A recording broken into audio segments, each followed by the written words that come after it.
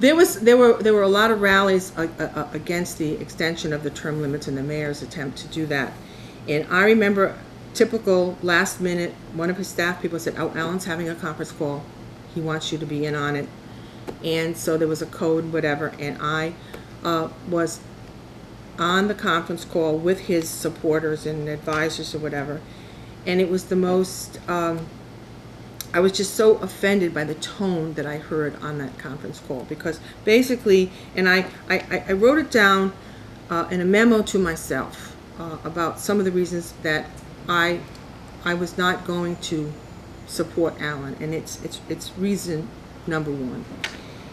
In a private phone conference call to which I was a part, the strategy was openly discussed, and the tone was, "Alan, first you pitch the referendum, then when it clearly goes down to defeat, it will look like you tried, and then you vote yourself another term." This was the open discussion that Alan was having with his strategists.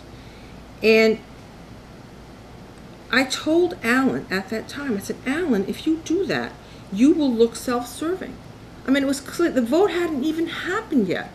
And Alan was telling us, it's going to go down to defeat, and I'm going to go ahead and vote with the mayor. I mean, he hadn't even had the vote yet, and he was already making it clear to us that he was going to vote to extend his own term. I mean, he clearly did not support that referendum, even though he had initiated it. And to me, it was the most self-serving thing that I had ever seen, and it was at that point that I knew I couldn't support him.